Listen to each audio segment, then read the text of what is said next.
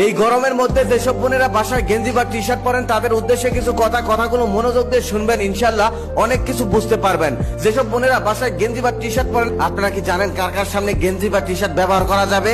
অনেকেই হয়তো বলবে মারামদের সামনে ব্যবহার করা জায়েজ আছে, কিন্তু আপনার ধারণা সম্পূর্ণ ভুল। কারণ যে আপনার বাবা হয়, যে আপনার ভাই লাগে, সেই সম্পর্কের আগেও তাদের আরো একটি সম্পর্ক আছে, তারা হলো পুরুষ। তাদের মধ্যে পুরুষত্ব আছে।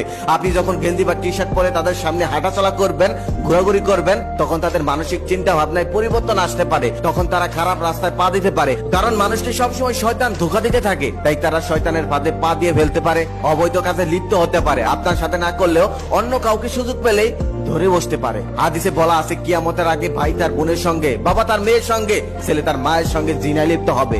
আস্তাগফিরুল্লাহ, নাউজুবিল্লাহ। আল্লাহ তাদেরকে হেদায়েত দান করুক, আল্লাহ তাদেরকে ক্ষমা করুক। খবরে অলরেডি এইসব আপনি শুনতে পারবেন, এইসব অলরেডি শুরু হয়ে গেছে। এর কারণ কি জানেন? একমাত্র মেয়েদের বেপরদা। কিছু মেয়েরা তো এখনই রাস্তাঘাটে প্যান্ট টি শার্ট পরে ঘুরে বেড়ায়। ওইসব মেয়েদের তো লজ্জা শরম কিছুই নেই। তারা মুসলিম নাকি অন্য ধর্মের সেটাও বোঝা যায় না। আল্লাহ তাদেরকে হেদায়েত দান করুক, আল্লাহ তাদেরকে ক্ষমা করুক। এখানে কিছু বেপরদা মেয়েরা বক্তব্য রাখবে যে আমাদের দেশে তো 5 বছরের শিশু মেয়েকেও দর্শন করা হয়, বৃদ্ধকেও দর্শন করা হয়। তাদের উদ্দেশ্যে আমি একটা কথা বলবো। তাদের এই প্রশ্নের দাঁত ভাঙা জবাব দিতে আমি একটা কথা বলতে চাই। সে অনেকদিন আগের কথা। আমার পাশের বাসার এক আন্টি একদিন বিরিয়ানি রান্না করছিলেন। তার বিরিয়ানির গন্ধে পুরো মহল্লা মৌ মৌ করছিল। সেদিন সেও আমাকে বিরিয়ানি দিল না। তারপর আমার বিরিয়ানি খেতে প্রচন্ড ইচ্ছে করলো গন্ধ শুকার কারণে। তারপর আমি বাজার থেকে বিরিয়ানির সকল জিনিসপত্র কিনে এনে বিরিয়ানি বানিয়ে খেলাম। আমি সেদিন কিন্তু বিরিয়ানি খেতাম না, একমাত্র সেই বিরিয়ানির গন্ধ পেলাম, তাই খেতে ইচ্ছে করলো, তাই খেয়েছিলাম। তেঁতুল দেখলে যেমন কিছু মেয়েদের জিভে পানি আসে, জিভ এক হাত হয়ে যায়, ঠিক তেমনই কিছু পুরুষের বেপরদা মেয়েদেরকে দেখলে জিভ এক হাত হয়ে যায়, মুখ করতে মন চায়। লোকালয়ের মধ্যে তখন তাকে হয়তো ধরতে পায় না, তারপর আড়ালে গিয়ে যাকে পায় তাকে ধরে বসে। সেটা বাচ্চা হোক, সেটা বয়স্ক হোক বা যুবতী, সেটা দেখার তার কোনো যায় আসে না। কারণ তার ভোগ করতে হবে, তার জিভে পানি এসে গেছে।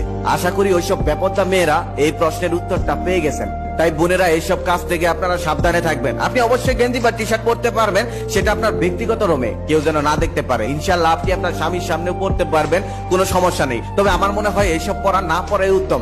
কারণ আমাদের প্রাণপ্রিয় নবী হযরত মুহাম্মদ সাল্লাল্লাহু আলাইহি সাল্লাম মহিলাদেরকে পুরুষদের পোশাক পরতে নিষেধ করে গেছেন। এতে ফিতনা হতে পারে, মহিলাদের পোশাক হবে ঢিলাঢালা। আমাদের প্রাণপ্রিয় নবী হযরত মুহাম্মদ সাল্লাল্লাহু আলাইহি সাল্লাম কোনো কথা এমনি এমনি বলেনি। আশা করি সবাই বুঝতে পেরেছেন। ভিডিওটা বর্তমান সময়ের জন্য খুবই উপযোগী। আমি প্রত্যেকদিন ভিডিও বানাই, তবে কখনো লাইক চাইনি, কমেন্ট চাইনি, শেয়ার করতে বলিনি।